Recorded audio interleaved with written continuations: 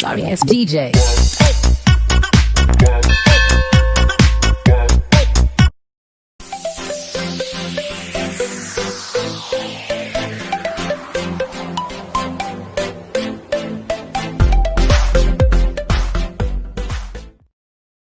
Assalamualaikum, salam sejahtera saya Cikgu Muhammad Zalani bin Muhammad Zain dalam rancangan pengajaran Bahasa Melayu tahun 6. Baik murid-murid, apa agaknya yang akan kita pelajari untuk kali ini ya?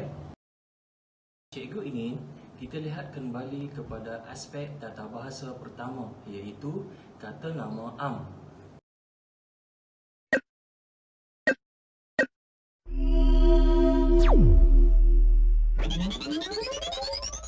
Jadi murid-murid, mungkin anda tertanya-tanya apa itu kata nama am.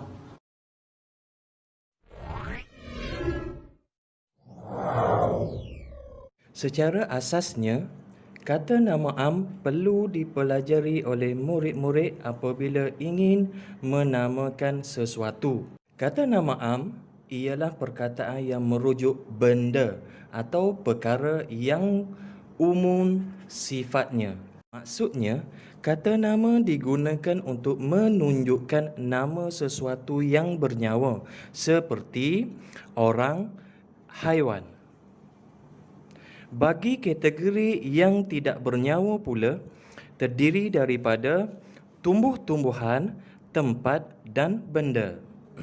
Okey, jom kita lihat contoh kata nama am bagi kategori bernyawa, iaitu manusia. Yang pertama, polis. Yang kedua, bomba.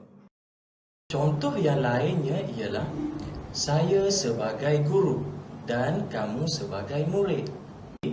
Cikgu adalah kata nama am dan murid juga kata nama am. Seterusnya, contoh kata nama am bagi haiwan. Yang pertama, harimau dan yang kedua, kucing. Baik, sekarang kita lihat contoh kata nama am dalam kategori tidak bernyawa. Contoh kata nama am untuk benda ialah yang pertama pen dan yang kedua kereta. Atau apa sahaja benda seperti komputer riba, buku, beg dan sebagainya. Kita beralih kepada contoh kata nama am tempat. Contoh yang pertama, hospital. Yang kedua, sekolah. Dan yang ketiga, kampung. Kemudian, kategori tumbuh-tumbuhan. Yang pertama, mangga dan yang kedua, pokok. Untuk pengetahuan murid-murid, kata nama am menggunakan huruf kecil melainkan pada awal ayat yang menggunakan huruf besar. Contoh nama am akhir ayat. Dia sedang menjinakkan seekor gajah. Gajah adalah kata nama am dan ditulis dalam huruf kecil. Contoh kata nama am pada awal ayat ialah gajah itu berbadan besar. Gajah perlu ditulis huruf besar kerana di awal ayat. Setakat ini, adakah semua murid faham?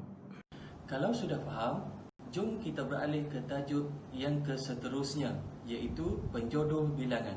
Murid-murid, cikgu yakin semua murid ingin tahu apa itu penjodoh bilangan. Baik, sekarang jom sama-sama kita lihat apa itu penjodoh bilangan. Penjodoh bilangan digunakan sebelum sesuatu kata atau nama yang menunjukkan jumlah atau bilangan. Penjodoh bilangan berfungsi menerangkan aspek sesuatu benda, tempat, perkara dan manusia. Sekarang, jom kita lihat contoh penjodoh bilangan dan penggunaannya bersama kata nama am. Contohnya, seorang ibu, sekumpulan lelaki, sekawan gajah, sepasukan polis, 3 orang murid, seekor ayam, seikat rambutan, sebuah pejabat dan sebagainya. Murid-murid, perkataan yang berwarna kuning merupakan kata nama am dan yang berwarna biru penjodoh bilangan.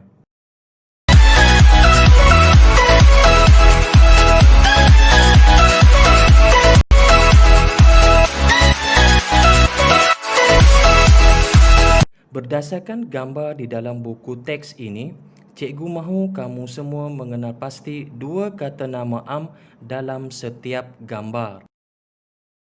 Seperti yang dilihat, ada 4 gambar yang ditunjukkan.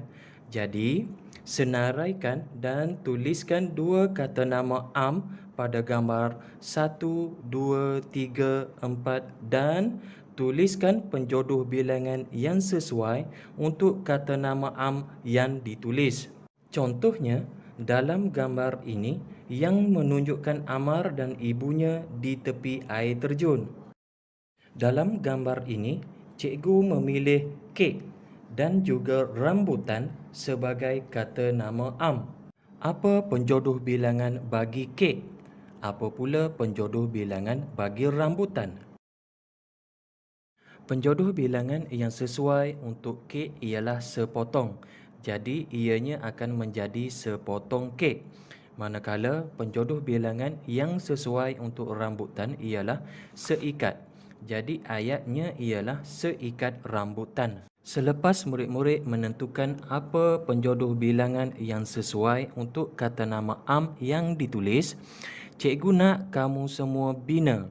Buat ayat berdasarkan kata nama am serta penjodoh bilangan. Contohnya, ibu mengambil sepotong kek untuk Amar.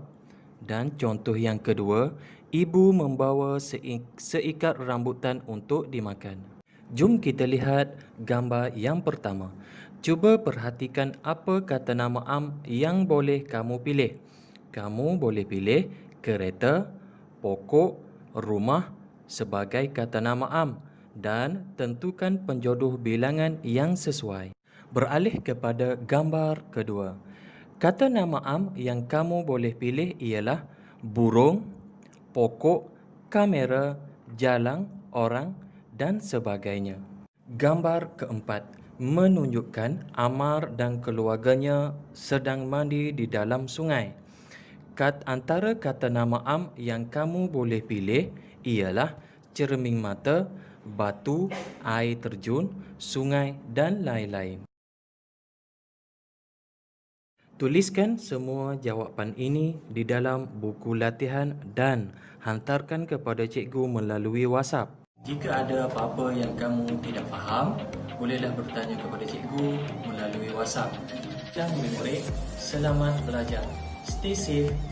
Kita jaga kita. Assalamualaikum. Sorry, it's DJ.